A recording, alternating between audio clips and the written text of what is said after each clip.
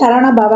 அன்பர்கள் அனைவருக்கும் ஆத்ம வணக்கங்கள். இந்த பதிவு ஏப்ரல் மாதம் நடைபெறவிருக்கும் பொதுவான பலன்களை ராசி பலனாக காணவிருக்கிறோம்.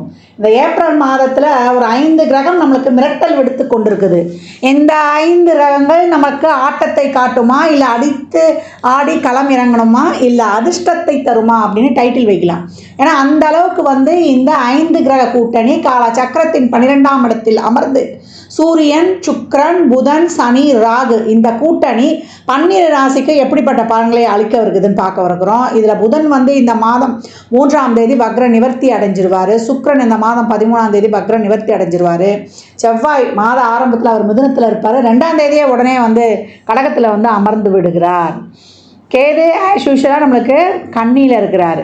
சந்திரன் நமக்கு மேஷத்தில் உதயமாயிடுவார் பரணியுடைய சாரத்தில். சூரியன் இந்த மாதம் 13ஆம் தேதி மேஷத்துக்கு அமர்ந்துடுவார். குரு ரிஷபத்தில் அமர்ந்திருக்கிறார். இப்போ இந்த குரு சுக்கிரன் பரிவர்த்தனை அதுவும் ஸ்ட்ராங்காக நம்மளுக்கு பலனை கொடுக்க போகுது. இந்த காலகட்டம் சூரியன் ஆன்ம காரகன் இந்த மாத பிற்பகுதியில் ஸ்தான பலம் அடைகிறார், உச்சநிலை அடைகிறார். நீ கவலைப்படாதப்பா, உன்னை நான் பார்த்துக்கிறேன்ப்பா, உனக்கு ஒன்றுன்னா ஓடியாந்துடுறேன்ப்பா அப்படின்னு நம்ம சொல்லிட்டனாலே அங்கே சூரியன் சிறப்பாக ஆக்டிவேட் ஆகிடும். ஆண் பெண் இருவருக்குமே, குறிப்பாக ஆணுக்கு சூரியன் பலமாக இருக்கணும். யார் எழுந்து நிற்கணுன்னாலுமே சூரியன் பலமாக இருக்கணும். உடலில் உள்ள அனைத்து எலும்புகளுக்கும் காரகன் சூரியன். அதனால் அந்த ஆன்ம காரகன் பலமாக இருக்கணும்னா அடுத்தவங்களுக்கு தைரியம் கொடுத்துட்டாலே போதும், இயல்பாக சூரியன் ஆக்டிவேஷன் ஆகிடுவார். இந்த கோள்களின் கோச்சார நிலையாலும் இந்த 5 கிரக கூட்டணி என்ன மாதிரியான செயல்பாடுகளை இந்த 12 ராசிக்கும் தரவிருக்குது என்பதை பார்க்கவிருக்கிறோம். பதிவினை முழுமையாக கேளுங்க, ஸ்கிப் பண்ணாதீங்க. இதில் சொல்லியிருக்கிற எளிமையான வழிபாடுகள், வாழ்வியல் செயல்பாடுகளை பின்பற்றி உங்கள் வாழ்வை வளமாக்கிக் கொள்ளுங்கள். ராசி தனுசு லக்னத்திற்கான பலன்களை காணவிருக்கிறோம். இந்த ஏப்ரல் மாதம் எப்படி இருக்கும் அப்படின்னு பார்க்கும்போது சனி பகவான் பயிற்சியாகி நம்மளுக்கு அர்த்தாஷ்டம சனியாக செயல்பட்டு கொண்டிருக்கிறார். அதை தாண்டி நம்மளுக்கு ராசி அதிபதி 6லையும் பூர்வ புண்ணியாதிபதினு சொல்லக்கூடிய இறைவனுடைய ஒரு அனுகிரகம் இருக்குது அப்படின்னு சொல்றத போய் நம்மளுக்கு செவ்வாய் 8ஆம் இடத்தில் நீசம் ஆயிட்டாரு. இறைவனுடைய அனுகிரகம் கொஞ்சம் கம்மியா இருக்குது அப்படின்னு சொல்லலாம். எவ்வளோ வேண்டுதல் வச்சா எனக்கு ஒரு ப்ராப்பரா நடக்கலன்னு சொல்லணும் இல்லையா, அந்த மாதிரி இந்த காலகட்டம் உங்க முயற்சிகள் நிறைய போடுவீங்க, செய்வீங்க. அதெல்லாம் இந்த காலகட்டம் கொஞ்சம் தடை தாமதங்கள் அதிகமாக இருக்கும். ப்ராப்பராக நான் போட்ட முயற்சிக்கு ஒரு ஒரு பலன் கிடைக்கலன்ற ஒரு அங்கலாய்ப்பு அதிகமாக காணப்படும். இந்த காலகட்டம் தொழிலில் நிறைய ஒரு வேலை பளு, ஒரு பணிச்சுமை, ஒரு வீட்டிலே ஒரு சுயமாக ஒரு தொழிலெலாம் நாங்கள் ஆரம்பிக்கணும் அப்படின்னு நினைக்கிறவங்களாம் அவசரப்பட்டு ஒரு அகலக்காலெலாம் வைத்திராதீங்க. பொறுமையாக ஒவ்வொரு செயலையும் செய்யுங்க. வேலை செய்கிற இடத்துல மேலதிகாரி உடன் பணிபுரிபவர்கள்லாம் கொஞ்சம் அனுசரித்து செல்லணும். இந்த காலகட்டம் புதுசாக ஆரம்பிக்கிறேன், புதுசாக ஏதாவது ட்ரை பண்ண போகிறோன்னா கொஞ்சம் நீங்கள் ஆற போடணும். இந்த காலகட்டம் லோன் வாங்குற விஷயத்தெல்லாம் ரொம்ப கவனமாக இருந்துருங்க. 4-6 பரிவர்த்தனை ஆகி உட்காந்துருக்கு. சுக்கரன் நீங்கள் உச்சமாக இருக்காரு. ஒரு இதுக்கு கடன் வாங்கி போய் இந்த இஎம்ஐ கார்டு தான் இப்போ எல்லாருமே மாட்டிட்டு கஷ்டப்படுறோம். அந்த மாதிரி நிறைய இடத்துல வாங்கி மாட்டிக்கொள்ளக்கூடிய அமைப்பும் இந்த காலகட்டம் காணப்படுது. ஏன்னா 6-11 ஆயாச்சு. அப்போ சுக்கிரன் இந்த காலகட்டம் எந்த ஒரு பிரச்சனையும் ரொம்ப பெருசாகும். குடும்பத்தில் உறவுகள்கிட்ட பேச்சுவார்த்தை செய்கிறதா இருக்கட்டும், அக்கம் பக்கம் இருக்கிறவங்க கிட்ட ஒரு அனுசரணையாக போகிறது, இதெல்லாம் ரொம்ப கவனமாக இருக்கணும் அப்படின்னு சொல்லியாச்சு. இந்த உடல் ஆரோக்கியத்தில் ரொம்ப கவனம். ஏன்னா அர்த்தாஷ்டம சனி வந்துருச்சு அப்படின்னாலே முதல்ல சனீஸ்வர பகவான் நம்மளுடைய செயல்கள் எல்லாத்துலேயுமே ஒரு தடை தாமதம் எல்லாத்துலேயும் ஒரு முடக்கம் கொடுத்தாலும் நம்ம அதை தாண்டி இந்த காலகட்டம் செயல்படணும். தொழிலில் ஒரு சிலருக்கு தசாபதியெல்லாம் சிறப்பாக இருக்கும்போது ஒரு வெளியூர் பிரயாணத்தையும் இந்த இடத்துல கொடுத்துருது அப்படின்னு சொல்லலாம். புதிய முயற்சிகள் வேகமாக செய்யணும் கொள்ளணும்னு இந்த காலகட்டம் ரொம்ப துரிதமாக எடுக்காதீங்க. நார்மலாக ஒரு லைஃப் போகுதுன்னா அப்படியே கடந்து விடுவது ரொம்ப சிறப்பு. வாய் வார்த்தை, கமிட்மெண்ட்ஸு, பணம் கொடுக்கல் வாங்கல், குடும்ப உறவு தான் எடுத்துகிட்டு போய் கொடுத்தேன், எங்கள் சொந்தக்காரங்க தான் ஒரு ஜாமீன் கையெழுத்து போட்டேன் அப்படின்றதெல்லாம் இந்த காலகட்டம் வைத்து கொள்ளக்கூடாது. கணவனாக இருந்தாலும் மனைவியாக இருந்தாலும் இந்த காலகட்டம் எல்லா விஷயங்களும் ஒருவருக்கொருவர் பரஸ்பரம் பரிமாறிக்கொள்ளணும். அதை தாண்டி உங்களுடைய வேலைகளில் ஒரு சப்ஸ்டியூட் வைக்காமல் உங்களுடைய ஒவ்வொரு செயலையும் நீங்கள் செய்யணும். மாணவர்கள் இந்த காலகட்டம் படிப்பில் அதிக கவனம் செலுத்தினா ஒரு ஞாபக மரத்தில் அதிகமாக இருக்கும். இப்போ காம்படிட்டிவ் எக்ஸாமு இல்லை ஒரு என்ட்ரன்ஸ் எக்ஸாம் எழுத போகிறோன்னா கூடுதல் முயற்சி அதிகமாக இந்த இடத்துல தேவைப்படுது அப்படின்னு சொல்லலாம். நிறைய எஃபர்ட் போடணும் கொஞ்சம். அது ஒரு சிலர் ஒரு தடவை படித்தாலே மண்டைக்காரவங்களுக்குலாம் இப்போ அது வந்து நம்ம புலப்படாத மாதிரி ஒரு ரொம்ப கஷ்டமாக இருக்கும். இப்போ எக்ஸாம் நேரத்தில் போய் திடீர்னு எழுத முடியாத ஒரு சூழல் இதெல்லாம் வந்து ஏற்படுத்தும் அப்படின்னு சொல்லலாம். வெளிநாட்டு வேலை வாய்ப்புக்காக கொஞ்சம் முயற்சி பண்ணுறவங்களுக்குலாம் நிறைய ஒரு தடை தாமதங்கள் ஏற்படும். ஒரு தடவை முடிகிற வேலை ஒரு 2-3 தடவை வந்து உங்களுக்கு ஏற்படுத்தும் அப்படின்னு சொல்லலாம்.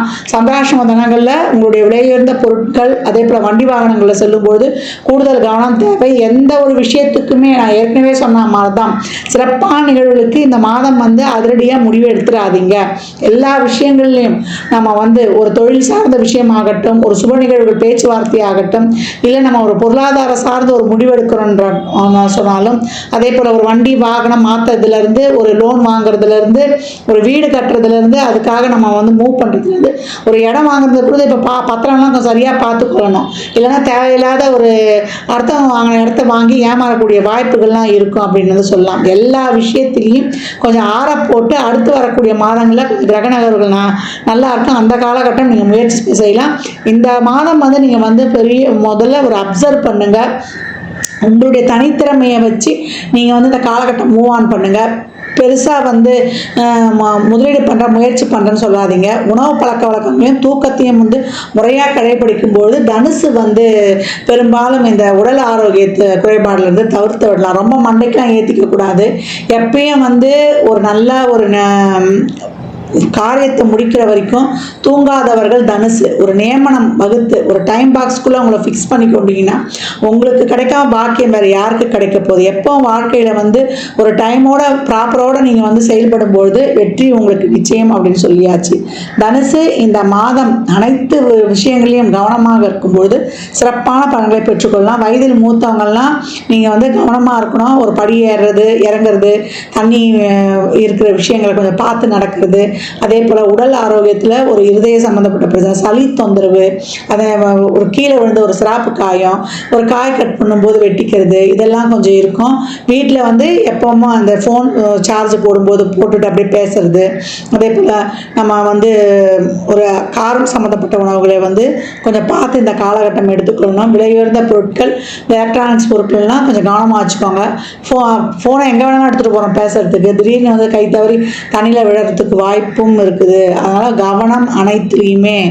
வெளியில் போகும்போதும் யாராவது களவுப்படுத்திட்டு போகிறதுக்கு வண்டிலாம் வைக்கும்போது கீழே சரியாக லாக் பண்ணிங்களா, அதே போல் உங்களுடைய விலையுயர்ந்த பொருட்கள்லாம் வச்சிங்களா. இப்போ வெளியூர் போகிறீங்கன்னா உங்களுடைய பொருட்கள் எல்லாம் வெளியிடங்களில் பெரும்பாலும் லாக்கரில் வச்சுருவீங்க. அப்படின்னா அடுத்தவங்ககிட்ட அந்த பொருள் சேஃப்டியாக இருக்கிற மாதிரி இல்லை ஒரு வீட்டை பார்த்து சொல்கிற மாதிரி சென்று வருவது ரொம்ப சிறப்பு.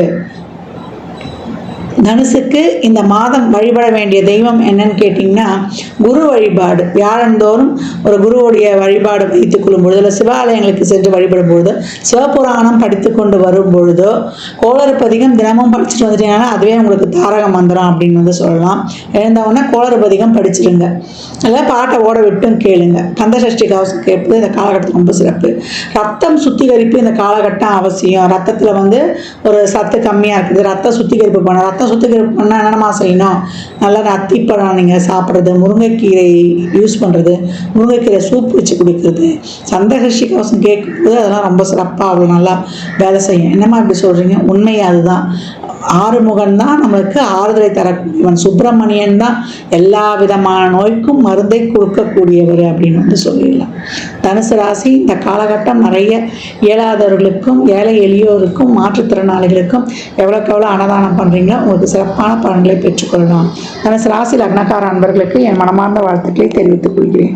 இந்த காலகட்டம் 12 ராசிகளும் வந்து இந்த அன்னதானம் பண்ணுறதை தாராளமாக பண்ணுங்கள். வாயில்லா ஜீவன்களுக்கு வந்து தாராளமாக உங்களால் இயன்ற உதவிகளை செய்யுங்க. இல்லை அந்த மாதிரி இருக்கிற அமைப்புங்களுக்கு நிதி உதவி பண்ணிவிடுங்க. முதியோர் இல்லங்கள், தூய்மை பணியாளர்கள், துப்புரவு பணியாளர்களுக்கு உங்களால் இயன்ற உதவிகள்லாம் தாராளமாக செய்யுங்க.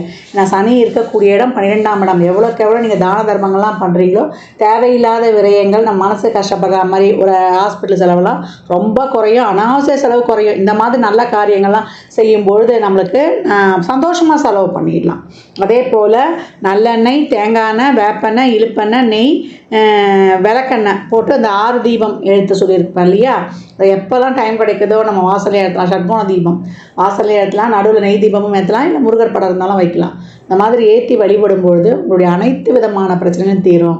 இந்த வேப்பனெல்லாம் ஊற்றி எழுதும்போது வாசல் எடுத்துங்க. வீட்டில் எழுத்தும்போது 1 சொட்டு 2 சொட்டு அந்த காமாட்சி அம்மன் விளக்குலையே கூட நீங்கள் ஊற்றிடும்போது ரொம்ப சிறப்பாக இருக்கும். கோயிலில் நிறைய உதிரியாக எலுமிச்சம்பழத்தை வாங்கி கொடுங்க. வெற்றிக்கனி 33 எலுமிச்சம்பழம் குலதெய்வ கோயிலில் ஒரு மஞ்சத்தூள் ஒரு குங்கும பாக்கெட்டோட தாராளமாக கொடுத்து வரும்பொழுது உங்களுக்கு மிக சிறப்பான பலன்களை காணலாம் அப்படின்னு சொல்லியாச்சு. அதே போல் இந்த காலகட்டம்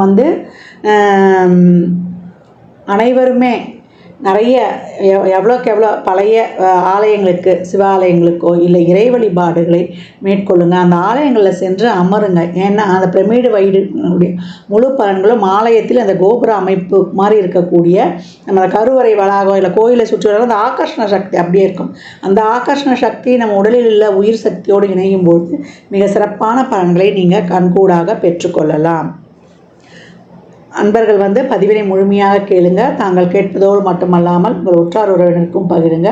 மற்றும் ஒரு சிறப்பான பதிவில் சந்திக்கும் வரை தங்களிடமிருந்து விடைபெற்றுக் கொள்வது ஆதித்ய சொர்ணலக்ஷ்மி. ஜாதகம் பார்க்க விரும்பும் அன்பர்கள் இந்த எண்ணிற்கு ஒரு மெசேஜ் செய்யுங்க. தங்களுக்கான விவரங்கள் அளிக்கப்படும். அப்பாயின்மெண்ட் பெற்றுக்கொள்ளலாம். ஜாதகம் சிறந்த முறையில் கணித்து பார்த்து தரப்படும். வாஸ்து பார்த்து தரப்படும். வாஸ்துப்படி வீடு கட்ட பிளான்கள் போட்டு தரப்படும். எண்ணியல் படி பெயர் வைத்துக் கொள்ளலாம். பிறந்த குழந்தைகளுக்கும் தொழிற்சாலை நிறுவனங்களுக்கும் பெயர் வைத்து உங்கள் வாழ்வை வளமாக்கிக் கொள்ளலாம்.